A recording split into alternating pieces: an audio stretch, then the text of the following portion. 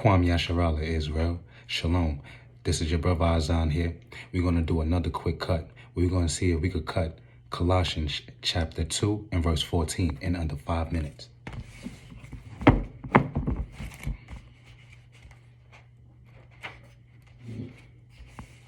This is the book of Colossians chapter 2 and verse 14. Blotting out the handwriting of ordinances that was against us, which was contrary to us, and took it out of the way, nailing it to the cross. So Christians will use this line and say we don't have to keep the law, statutes, and commandments because he took all of the ordinances and he took the law and he said we don't have to do the law no more. That's just not the case. So we're going to cut that up real quick. Go to Ezekiel chapter 43.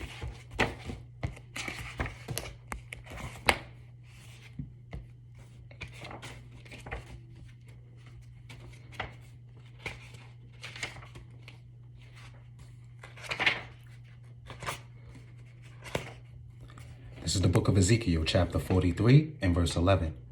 And if they be ashamed of all that they have done, show them the form of the house, and the fashion thereof, and the goings out thereof, and the comings in thereof, and all the forms thereof, and all the ordinances thereof, and all the forms thereof, and all the laws thereof, and write it in their sight, that they may keep the whole form thereof, and all the ordinances thereof, and do them.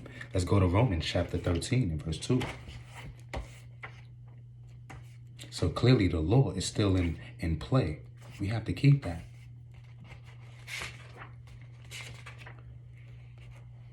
This is the book of Romans chapter 13 and verse 2.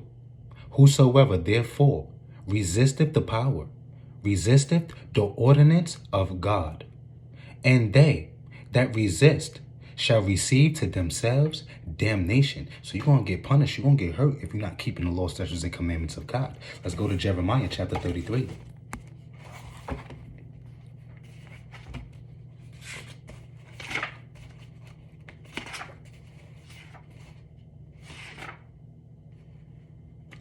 This is the book of Jeremiah, chapter 33 and verse 25.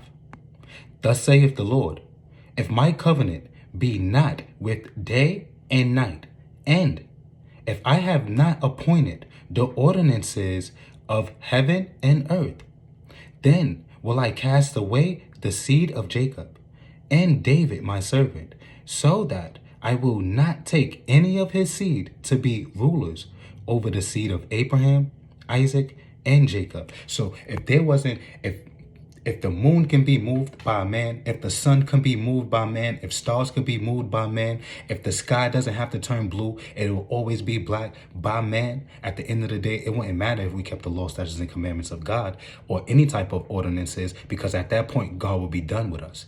It doesn't even matter. We could kill each other and it's not going to matter. We're not going to suffer no persecution. But man can't do these things, right? So if we still see that the sun comes up at its appointed time, we still see that the sky turns blue at its appointed time, we see that it gets night at its appointed time, the stars come out at its appointed time, at the end of the day, God is still dealing with us.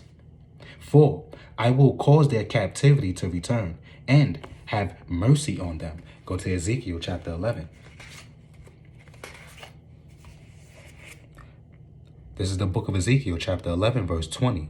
That they may walk in my statutes and keep mine ordinances and do them.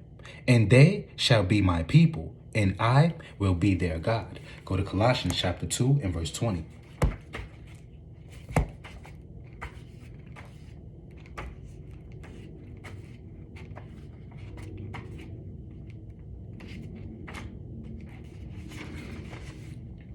This is the book of Colossians chapter 2 and verse 20. Wherefore, if ye be dead with Christ from the rudiments of the world, why, as thou living in the world, are ye subject to ordinances? Here it is. If we don't have to keep the law, statutes, and the commandments of God or any type of his ordinances, why are we keeping a U.S. constitutional law? Why are we keeping Christmases? Why are we keeping birthdays? Why are we keeping these holidays according to this world? But yet you're saying that you living in Christ and you You making yourself a living sacrifice towards him. If you believe in Christ, then you don't believe in the rudiments of this world, as such as these holidays, but you still keep the law, statutes, and commandments of God. Kwame Asharala.